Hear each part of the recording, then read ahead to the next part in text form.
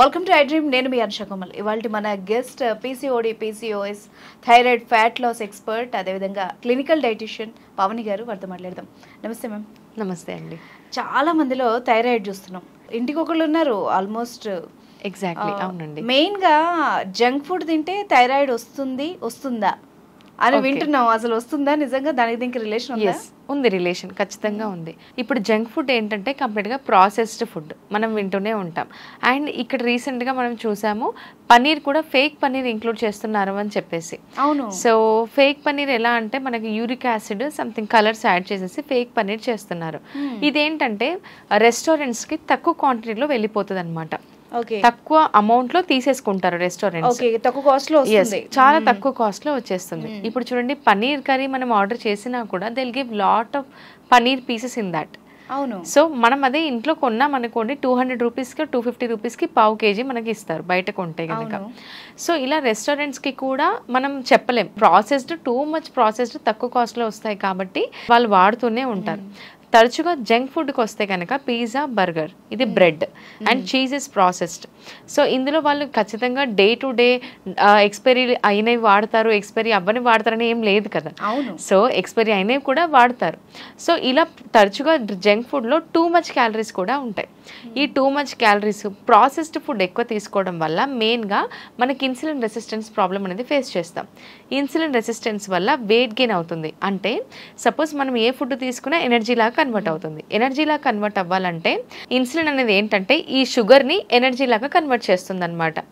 So ఒకవేళ insulin resistance అవ్వడం వల్ల బ్లడ్లో షుగర్ మాలిక్యూల్స్ అనేది ఎక్కువైపోతూ ఉంటాయి. ఎనర్జీ అనేది రాదు. ఫస్ట్ థింగ్, ఇలా ఎక్కువ అవడం వల్ల మెటబాలిజం ఇంపాక్ట్ అవుతుంది. సో బ్లడ్లో షుగర్ లెవెల్స్ ఎక్కువ అవడం ఈజ్ నథింగ్ బట్ టాక్సిసిటీయే కదండి. సో ఇలా ఫ్రీ రాడికల్స్ కూడా ఎక్కువ అవ్వడం వల్ల మెటబాలిజం ఇంపాక్ట్ అవ్వడము, వెయిట్ గెయిన్ అవ్వడము, ఎక్స్ట్రా షుగర్ మాలిక్యూల్స్ అన్ని ఫ్యాట్ లాగా కన్వర్ట్ అవ్వడము. సో ఇలా మెల్లిమెల్లిగా బాడీ అనేది మనకి ఎఫెక్ట్ అనేది చూపిస్తూ ఉంటుంది. చాలా మందికి తెలియదు. ఏమనుకుంటారు, ఏమైంది, నేను జంక్ ఫుడ్ తింటాను, నాకేం ప్రాబ్లం లేదు, నేను బాగానే అరిగింది, నేను ఈరోజు హ్యాపీగానే ఉన్నాను కదా, ఏంటి వీళ్ళు ఇలా చెప్తున్నారని కూడా అనుకుంటారు. కానీ రెగ్యులర్గా తీసుకోవడం వల్ల దీన్ని ఇంటర్నల్ ఇన్ఫ్లమేషన్ అంటారు. అంటే మనకేం తెలియదు, ఇంటర్నల్ ఇన్ఫ్లమేషన్ మనకేం తెలియదు. అంటిల్ అన్లెస్ లాంగ్ ప్రాసెస్లో ఒకటేసారి టెస్టులు చేయించుకుంటే ఐదర్ కొలెస్ట్రాల్ అన్నా బయటపడుతుంది, థైరాయిడ్ అన్నా బయటపడుతూ ఉంటుంది అనమాట. మెయిన్గా ఇన్సులిన్ రెసిస్టెన్స్ వల్ల హార్మోన్ ఇంబ్యాలెన్స్ అయ్యే ఛాన్సెస్ చాలా ఉంటాయి. సపోజ్ స్ట్రెస్ హార్మోన్ అనుకోవచ్చు. చాలా మంది హార్మోన్స్ అనగానే ఒకటే హార్మోన్ ఉంటుందేమో, ఈస్ట్రోజన్ మెన్స్లో టెస్టోస్టెరాన్, ఆడవాళ్ళలో ఈస్ట్రోజన్ 2 హార్మోన్సే ఉంటాయని అనుకుంటారు. లేదు, మన బాడీ ఫంక్షనింగ్ అవ్వాలన్నా, మనకు ఆకలి అవ్వాలన్నా, మనం తిన్న తర్వాత చాలు అని చెప్పాలి అన్నా స్ట్రెస్ హార్మోన్స్ ఉంటాయి. థైరాయిడ్ హార్మోన్ మన మెటబాలిజంని వర్క్ చేస్తుంది అనమాట. సో ఇలా హార్మోన్ ఇంబ్యాలెన్స్ అయ్యే ఛాన్సెస్ వల్ల కూడా పీసీఓడి, పీసీఓఎస్ మీరు వింటూనే ఉన్నారు, ఇర్రెగ్యులర్ మెన్స్ట్రువల్ సైకిల్ కూడా లీడ్ అయ్యే ఛాన్సెస్ ఉంది. సో జంక్ ఫుడ్ వల్ల ఇన్ని రకాలుగా మనకు బెనిఫిట్స్ అనేవి ఉండవు, ఇన్ని రకాలుగా మనకు చాలా బాడీ అనేది ఎఫెక్ట్ అయ్యే ఛాన్సెస్ ఉన్నాయన్నమాట. మెయిన్గా మనకు డైట్ అనేది మెయింటైన్ చేసుకోవడం చాలా చాలా ఇంపార్టెంట్. Okay madam. ఇంకొకటి, థైరాయిడ్ ఉంటే పాలు తీసుకోవచ్చా, డైరీ ప్రొడక్ట్స్ వాడచ్చా, వెరైటీగా అంటే పాలకూర కూడా తినొచ్చా, ఇలాంటి రకరకాల డౌట్స్ కొన్ని క్రియేట్ అవుతున్నాయి. మరి దానికి క్లారిటీ లేదు ఎక్కడ కూడా. ఎస్ అండి. As a clinical dietitian, Indian dietary association guidelines ప్రకారం సింపుల్గా ఒక పాయింట్ చెప్తాను. సో మనకి డాక్టర్స్ కూడా కొంతమందికి థైరాయిడ్ ఉన్న వాళ్ళకి కొద్దిగా మిల్క్ అండ్ మిల్క్ ప్రొడక్ట్స్ తగ్గించండి అని చెప్తూ ఉంటారు. ఎందుకంటే milk is too much fat ఎక్కువ ఉంటుంది. ఎక్సెప్ట్ కర్డ్లో కూడా మనకి క్యాలరీస్ దొరుకుతాయి, which is a probiotic which helps our gut health. So మనం ఏంటంటే మిల్క్ అండ్ మిల్క్ ప్రొడక్ట్స్ తగ్గించడం వల్ల కొంచెం క్యాలరీ డెఫిసిట్లో వెళ్తాం కాబట్టి డాక్టర్స్ ఏంటంటే వెయిట్ లాస్ అయ్యే ఛాన్సెస్ ఉంటుంది కాబట్టి కొంచెం తగ్గించండి అని చెప్తారు. కానీ దాన్ని నెగిటివ్గా తీసుకుంటారు చాలామంది. ఇంకా మిల్క్ అండ్ మిల్క్ ప్రొడక్ట్స్ వల్ల థైరాయిడ్ వస్తుందేమో అని అనుకుంటారు. అలా ఏమీ రాదు. మిల్క్ అండ్ మిల్క్ ప్రొడక్ట్స్ వల్ల టూ మచ్ క్యాలరీస్ మనం స్టాప్ చేయడం వల్ల కొంతమందికి లాక్టోస్ ఇంటాలరెన్స్ ఉంటుంది. మిల్క్ అండ్ మిల్క్ ప్రొడక్ట్స్ తీసుకున్నప్పుడు సడన్గా వెయిట్ గెయిన్ అవుతారు, like heart burning sensation, acidic reactions కూడా ఉంటాయి. సో అలాంటి వాళ్ళు మిల్క్ అండ్ మిల్క్ ప్రొడక్ట్స్ని స్టాప్ చేయాలి. కర్డ్ అయితే ఖచ్చితంగా తీసుకోవచ్చు.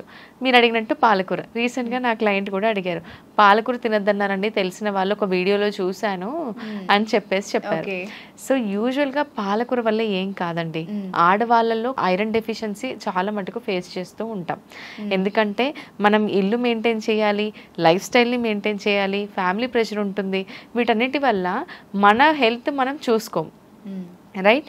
సెకండ్ థింగ్ ఏంటంటే మనం ప్రతి ఒక్కటి ఫేస్ చేయాల్సి ఉంటుంది. ఎవ్రీ మంత్ మెన్స్ట్రల్ సైకిల్ కానీ, మన బాడీలో హార్మోన్స్ సెట్ చేసుకోవడం కానీ, చాలా థింగ్స్ మనం బాడీలో ఫంక్షనింగ్ అవుతూ ఉంటాయి.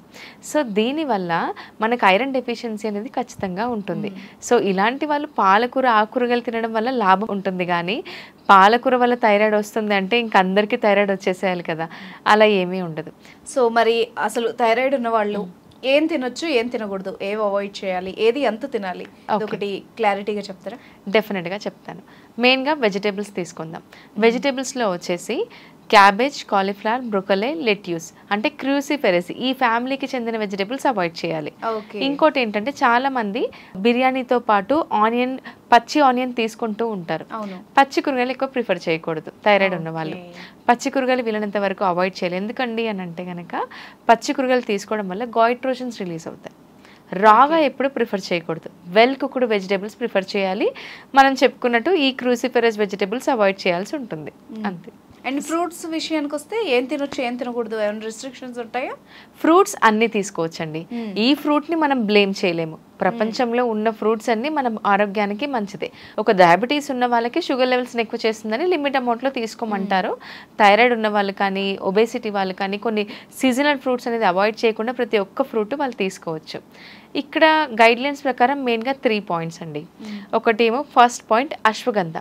అశ్వగంధ మనకు మెటబాలిజం బూస్ట్ అవ్వడానికి ప్లాన్ చేస్తుంది. థైరాయిడ్ ఉన్న వాళ్ళు తీసుకోవాల్సిన 3 మెయిన్ ఇంపార్టెంట్ పాయింట్స్. అశ్వగంధ మనకు మెటబాలిజం బూస్ట్ చేస్తుంది. ఎందుకంటే మనకు థైరాయిడ్ హార్మోన్ మెటబాలిజం మీదే వర్క్ చేస్తుంది కాబట్టి మెటబాలిజం ఇంపాక్ట్ అవుతుంది. సో ఇక్కడ మనం అశ్వగంధ తీసుకోవడం వల్ల బ్యాలెన్స్ చేస్తుంది అనమాట. Second, selenium rich foods. Selenium మనకు ఎందులో దొరుకుతుంది అంటే పప్పు ధాన్యాలలో దొరుకుతుంది. అలాగే గుడ్లు, చేపలు అండ్ చికెన్లో కూడా మనకు సెలీనియం దొరుకుతుంది. అలా అని చెప్పేసి వెజిటేరియన్స్ అదేంటి మేము మాకిలా దొరుకుతుంది, మేము సప్లిమెంటే తీసుకోవాలని అనుకుంటూ ఉంటారు. అలా ఏమీ లేదు. పప్పు ధాన్యాలలో పుష్కలంగా మనకు సెలీనియం దొరుకుతుంది అనమాట. సో డైలీ ఒక కప్పు పప్పు ఖచ్చితంగా ఉండాలి. లేదు మేము పప్పు కుక్ చేయట్లేదు అని అంటే కనుక నైట్ శనగలు కానీ, పెసలు కానీ, ఉలువలు కానీ ఒక 40 గ్రాములు నానబెట్టేసుకొని మార్నింగ్ ఉడకబెట్టి తీసుకున్నా పర్వాలేదు. కొంచెం పచ్చిగా తీసుకునేవి అవాయిడ్ చేయాల్సి ఉంటుంది. Third and important point, B vitamins. B vitamins మనకి ఎందులో దొరుకుతాయి? వెజిటేబుల్స్, ఫ్రూట్స్లో దొరుకుతాయి.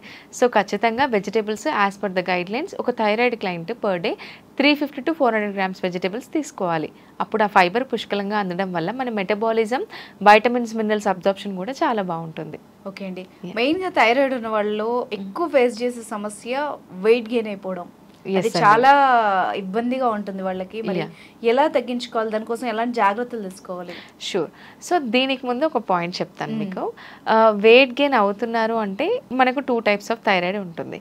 ఒకటి హైపోథైరాయిడిజం, హైపర్ థైరాయిడిజం. హైపోథైరాయిడిజంలో మన బాడీలో థైరాయిడ్ హార్మోన్ తక్కువ ప్రొడక్షన్ అవుతుంది అనమాట.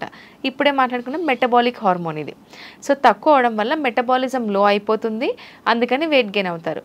హైపర్ థైరాయిడిజంలోనే పేరులో ఉంది హైపర్ థైరాయిడిజం అని. అంటే థైరాయిడ్ హార్మోన్ ఎక్కువ ప్రొడక్షన్ అవ్వడం వల్ల వాళ్ళకి బాడీలో ఉన్న ఫ్యాట్, మజిల్ కూడా కరిగిపోయే ఛాన్సెస్ ఉంటాయి. చాలా బక్కగా ఉంటారు. 35-40 kgs కంటే వాళ్ళు వెయిట్ గెయిన్ కూడా అవ్వలేకపోతారు అనమాట. సో ఇది హైపర్ థైరాయిడిజం. రెండిటికి మెడికేషన్ అనేది ఇంపార్టెంట్. లేదు స్టార్టింగ్ స్టేజ్లో ఉంది అని అంటే కనుక వాళ్ళు వితిన్ 3 monthsలో 6 months లోపల వాళ్ళు మెడికేషన్ యూజ్ చేయలేదంటే 100% రివర్స్ చేసుకోవచ్చు. ఓకే. ఆల్రెడీ మెడికేషన్ యూజ్ చేసి 1 year అయిపోయింది, 2 years అయిపోయింది అంటే వాళ్ళు మెటబాలిక్ హార్మోన్ ఏదైతే థైరాయిడ్ టెస్ట్ ఉందో అందులో ఫ్లక్చువేషన్స్ లేకుండా ప్రాపర్గా మెయింటైన్ చేస్తూ వెయిట్ లాస్కి ప్లాన్ చేసుకుంటే హెల్దీ లైఫ్ స్టైల్ లీడ్ చేయొచ్చు, ఏ కాంప్లికేషన్స్ లేకుండా. ఓకే పవన్ గారు, మరి మీరు 90 days వెయిట్ లాస్ ఛాలెంజ్ చేస్తున్నారు కదా, దాంట్లో ఎలాంటి జాగ్రత్తలు తీసుకుంటారు? అంటే క్లయింట్ కేర్ ఎలా ఉంటుంది? యా. సో సపోజ్ ఇప్పుడు ఒకవేళ థైరాయిడ్ క్లయింటే జాయిన్ అయ్యారండి, వాళ్ళు టెస్ట్ చేయించుకున్నారు, థైరాయిడ్ ఫ్లక్చువేషన్ వచ్చింది, డాక్టర్ మెడికేషన్ సజెస్ట్ చేశారు. సో అలా ఒకవేళ వాళ్ళు మెడికేషన్ సజెస్ట్ చేసినా తీసుకోలేదు అని అంటే కనుక మేము 3 monthsలో బిఫోర్ ఆఫ్టర్ థైరాయిడ్ టెస్ట్ కూడా చేసి చూపిస్తాం అనమాట. వాళ్ళకి రివర్స్ చేసి చూపిస్తాం. ఒకవేళ మోస్ట్లీ థైరాయిడ్ ఉన్న వాళ్ళకి వెయిట్ గెయిన్ అవుతుంది. సో వెయిట్ గెయిన్ ఉన్న వాళ్ళు ఖచ్చితంగా వెయిట్ లాస్ అనేది ప్లాన్ చేసుకోవాలి. ఇక్కడ ఒక చిన్న ఛాలెంజ్ ఏంటంటే వీళ్ళకి ఆల్రెడీ మెటబాలిజం లో అయిపోతుంది కదా. సో మెటబాలిజం లో అయిపోయినప్పుడు తక్కువ ఫుడ్ తీసుకోవడం వల్ల ఇంకా వీక్నెస్ లీడ్ అవుతూ ఉంటుందన్నమాట. సో అందుకని మేమేం చేస్తామంటే వాళ్ళ బాడీ మెజర్మెంట్స్ ప్రకారం ప్రాపర్గా గైడెన్స్ ఇస్తూ కంప్లీట్ మానిటరింగ్ చేస్తూ వాళ్ళకి థైరాయిడ్ రివర్స్ చేస్తాము, అలాగే వెయిట్ లాస్ అనేది ప్లాన్ చేస్తాము. ఇక్కడ మెయిన్గా వర్కౌట్స్ చాలా హెల్ప్ చేస్తాయి అన్నమాట. Some times menstrual cycle effect అయ్యే ఛాన్సెస్ కూడా ఉంటుంది రెగ్యులర్గా రావడం. సో వర్కౌట్స్లో ఏంటంటే మన హెడ్ టు టో బాడీలో ఉన్న మజిల్స్ అన్ని ఎంగేజ్ అవుతాయి. ఎంగేజ్ అయినప్పుడు బ్లడ్ సర్క్యులేషన్ బాగుంటుంది, వైటమిన్ మినరల్ అబ్జార్ప్షన్ కూడా బాగుంటుంది. అందుకని మా దాంట్లో లైవ్ సెషన్స్ ఉంటాయి. అంటే వర్కౌట్స్ చేయలేని వాళ్ళు ఇంట్లో ఉండే హ్యాపీగా చేసుకోవచ్చు. గ్రూప్ లైవ్ సెషన్స్ ఉంటాయి. అలాగే డైలీ ఒక డిఫరెంట్ వర్కౌట్ వీడియో మేము పంపిస్తాం అనమాట.